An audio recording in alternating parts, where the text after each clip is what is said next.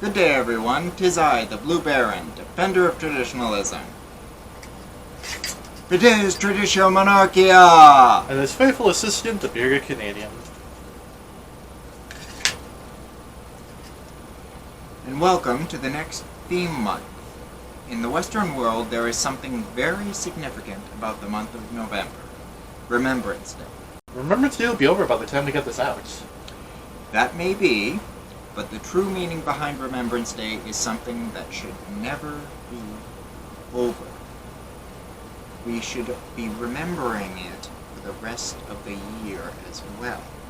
And that is why, I think if anything, it is very fitting that this video come out after the official commemoration is over. And what is the meaning you're talking about?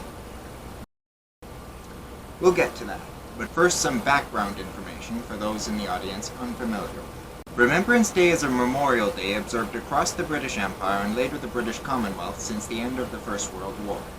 It is observed on the 11th of November in most countries to recall the end of hostilities of World War I on that date in 1918. The memorial evolved out of Armistice Day, which continues to be marked on the same date, and following a tradition inaugurated by His Majesty King George V in 1919, the day is also marked by war remembrances in many non-Commonwealth countries. The red remembrance poppy has become a familiar emblem of Remembrance Day due to the poem In Flanders Fields, written by Canadian physician Lieutenant Colonel John McCrae. After reading the poem, Moyne Michael, a professor at the University of Georgia, wrote the poem We Shall Keep the Faith, and swore to wear a red poppy on the anniversary. The custom spread to Europe and the countries of the British Empire within 3 years. Madame Anne E. Guerin tirelessly promoted the practice in Europe and the British Empire. In the UK, Major George Howson fostered the cause with the support of General Hay. Poppies were worn for the first time at the 1921 anniversary ceremony. At first, real poppies were worn. These poppies bloomed across some of the worst battlefields of Flanders in World War I. Their brilliant red color became a symbol for the blood spilled in the war, and to this day people wear them as a way of paying respect during Remembrance Day and as the symbol of Remembrance Day itself. Remembrance Day is now observed in countries across the world to remember the members of their armed forces who have died in the line of duty. To me, though, Remembrance Day means a whole lot more. Everyone is constantly reminded to remember the soldiers who lost their lives. But what about all the other things that were lost because of World War I? What about all the things we have lost since then? World War I was a conflict which, few would deny, put the final nail in the coffin of the old, traditional, and, lest we forget, Christian Europe. The human cost was beyond imagination, and only surpassed 20 years later by World War II. Even then, many countries lost far more troops in the First World War than in the Second. In addition to the individual lives that were lost, the conflict was also the end of an era in world history, and certainly Western civilization. By the time it was over, the German Empire was gone, the Austro-Hungarian Empire was gone, the Russian Empire was gone, and the Ottoman Empire would soon be. Revolutionary communism had been set loose on the world, ethnic nationalism was set loose in the Balkans and the Middle East, the United States had been drawn out of isolation to become a world power, and faith in traditional institutions such as the church and monarchy had been shattered. World War I, and thus the Remembrance Day that we have because of it, is far more important to me than simply remembering the members of a country's armed forces that have died in battle. To me, Remembrance Day is about remembering our history and actually understanding it. It's about knowing and honoring what our forefathers believed in and fought for, and teaching people about these things so that, in their own way, they may fight for them too. Remembrance Day is about understanding where we've come from so that we may know where we are going. Because these things are so important to me, I cannot and do not relegate them to one day of the year. Rather, I aim to live my whole life in service of these things. And that is the reason why I came up with this theme month, Remembrance Month.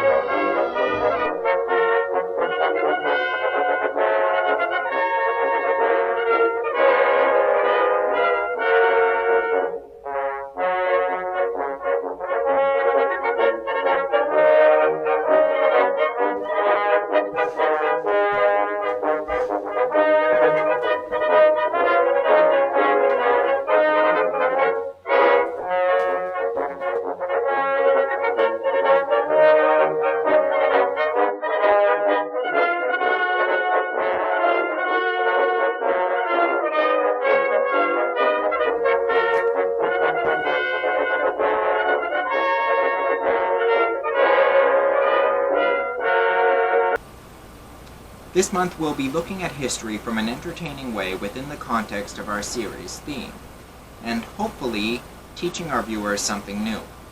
I can think of no better way to start this theme than by reviewing a certain entertaining, but also educational, British history series. If I were to tell you that there was a historical docu-comedy series... What? A docu-comedy series. A documentary series that also features a large amount of comedy. That's not a real word. It is now, I just invented it. You can't just invent words like that. Sure I can. What do you think docudrama is? An invented word, that's what. Anyway, if I were to tell you that a historical docu-comedy series that was created in 2009 had as its primary conceit sketches in which modern-style technology and people were featured alongside historical figures and events, what would you say? I'd say your opening line just now is a rip-off of a similar one in Branding F's review of Culloden. I wasn't talking to you, and that wasn't a rip-off, it was an homage. Same thing. No. A rip-off is shamelessly taking someone else's content and claiming it as your own. An homage is making a tribute to someone else's content, which reminds me, be sure to check out Brandon F's YouTube channel if you're interested in history. The link will be in the description. But anyway, this is Horrible Histories. Horrible Histories is based on the British children's historical comedy book series by Terry Deary, first published by Scholastic UK in 1993, and since expanding into a multimedia franchise. The books and subsequent spin-off materials are intended to pique young children's interest in history via short, factually based, but humorously told anecdotes, highlighting aspects of the subject not usually covered in more traditional educational sources. Lion TV executive producer Richard Bragley, whose company had previously produced several adult history-themed programs, and whose son was a fan of the Horrible Histories books, was the initial driving force behind the new TV adaptation. Mr. Deary was initially skeptical, having had a negative experience with the 2001 animated series, which had only loosely incorporated his concept. He finally agreed on the new project on the condition that it be explicitly horrible, funny, and true. While disclaiming any active role in developing subsequent series, he would eventually contribute to the writing as well as appearing in several small roles. The producers were determined that the show be respectful of audience expectations for the Horrible Histories brand, maintaining its familiar visual style and content as far as possible. Early concepts for bringing it to the screen involved framing or interpretive devices, including a ghostly train carrying children into the past, or a wizard storyteller to act as their guide.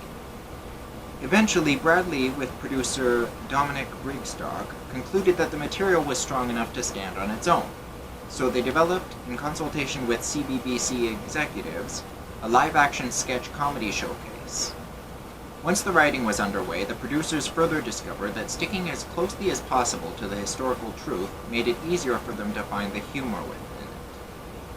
They then introduced a comedy style relying on parodies of familiar modern media conventions as a means of making these historical details more immediately accessible. To do the material full justice, Brigstock and series producer Caroline Norris used their industry contacts to put together a creative team consisting mostly of veterans of the adult UK comedy community. The BBC regularly agreed to this cross-demographic experiment. They also approved the adoption, insofar as was possible yet programmed, aimed at young children, of the core franchise precept of history with the nasty bits left in, which frequently involved gross out style bodily function humor and comic violence.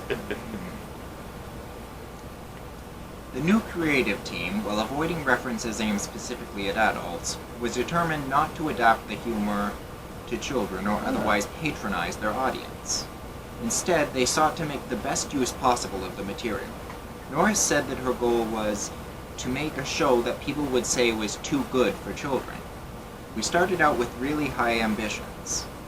To that end, adult historical satire such as Blackadder and the Monty Python films,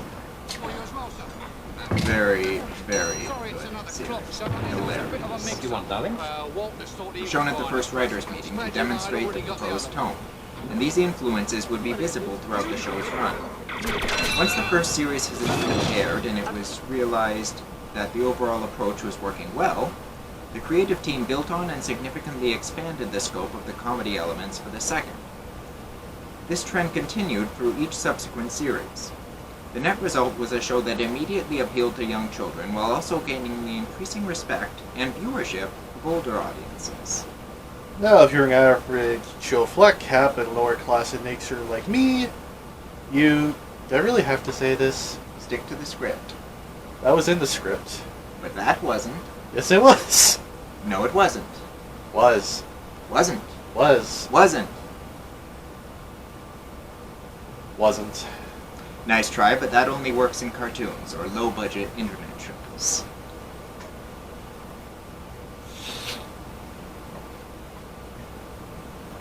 Besides, you know what I'm referring to as lower class in nature. But for the audience, it's a way of generating empathy.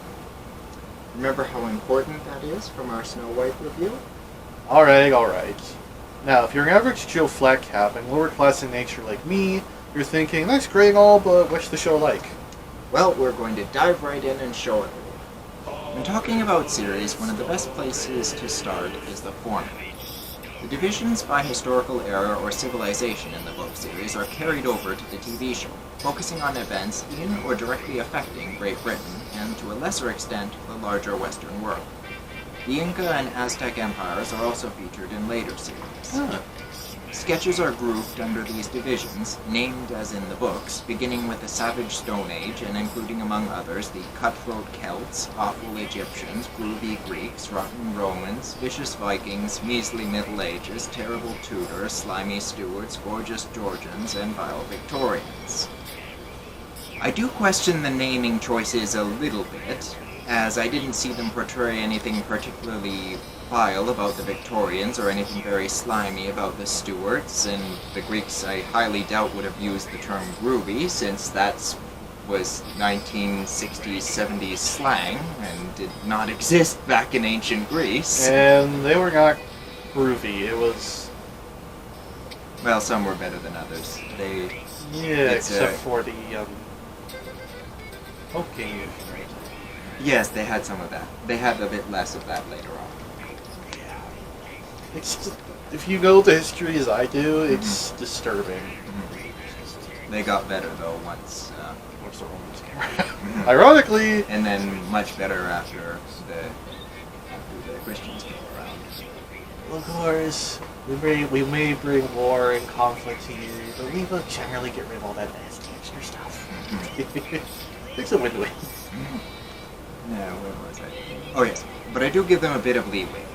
Like I said, they were simply carrying over the era titles from the book series. And with them, as with the TV show, they were mainly just meant to be catchy titles that would catch children's attention. Clever.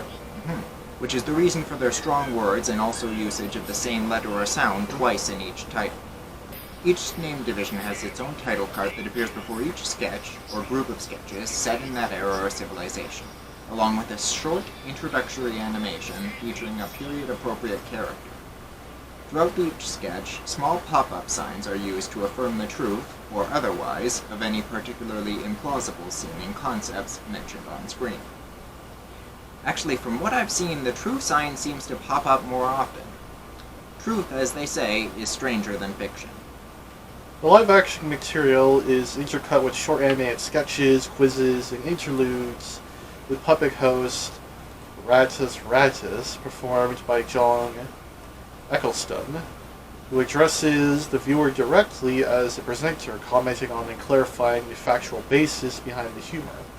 Ratus also occasionally holds the pop-up signs himself during sketches. With regards to the format of the episodes themselves, there's very little occurrence of overall theme for each episode. This is because sketches were filmed en masse and then cut into episodes by the producers based on creative rather than chronological or other educational considerations, in the manner of a more traditional sketch comedy series.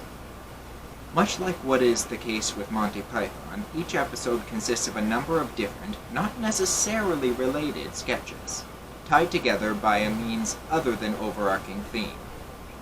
The only real difference in the format between the two is that while Monty Python often tied sketches together by having characters and events in one sketch lead into another sketch, such as how the New Cooker sketch leads into the Tobacconist sketch, and that in turn leads into the Ministry of Silly Walks sketch, which itself references the New Cooker sketch again, Horrible Histories generally had each sketch simply stand on its own. The sketch will play, it will end, and then we cut back to the puppet host Ratus Ratus, who will bridge the gap by commenting on the sketch that just played and then introducing the next one. Sometimes this will be omitted and we will simply jump to the next sketch's title card, where a period-appropriate character will introduce it. The show also created several popular recurring characters and concepts, notably Stupid Deaths, in which a skeletal, platinum-blonde Grim Reaper amuses himself while processing souls for admittance into the afterlife by forcing candidates from throughout history to relate the embarrassing details of their demise. Definitely an unusual take on historical deaths, but also one that is often quite entertaining and very memorable. You certainly remember how someone died if it's portrayed in a sketch like this. For context's sake, we will take a look at one. And I've hated foreigners ever since. Especially the French. Next! Name? Molière, French actor and playwright. It's not my day, is it? After that very funny joke, we get to the meat of the segment. And what sort of plays do you do? I was a master of comedy. Oh, this should be funny then. Well, come on then. Renverser les haricots. That's spill the beans. But you probably already know that. Anyway, I was performing my most recent play, The Hypochondriac. The hyper-what-what-yak? The Hypochondriac. It is someone who is convinced they are always ill when they are, how do you say, not ill. Oh, well, we all know someone like that. Fit as a fiddle, really. Sorry, continue. I was in the middle of a quite masterful performance in The Hypochondriac when I fell to the floor in a violent coughing fit. Oh, all part of the play, of course. The audience thought so as well. But no, this was a real violent coughing fit. So real, in fact, that Yes? I died. You The hypochondriac really was unwell. Did anyone in the audience die laughing? I guess I think I might. Au revoir. True. Seriously, I might die laughing. Oh no, I'm dead already, aren't I? Oh, I'm fine. Next! Stupid death. Hope next time it's not you. That seems like bad taste. Oh, give him a break. The Grim Reaper, aka the Angel of Death, has a rather depressing job in the angelic hierarchy. Getting to do this is practically the highlight of his day. If you find it odd that I, as a Christian, would find such things to be acceptable humorous material, just remember what I said in my Halloween reviews. The whole point of Christianity is that death should not be frightening in and of itself. Frankly, I think the Christian view of death is the one that leads itself the most to remembering funny things about a person's life, and even their death. Because death isn't seen as the end, rather just a transition into another state. And the bigger one. Exactly.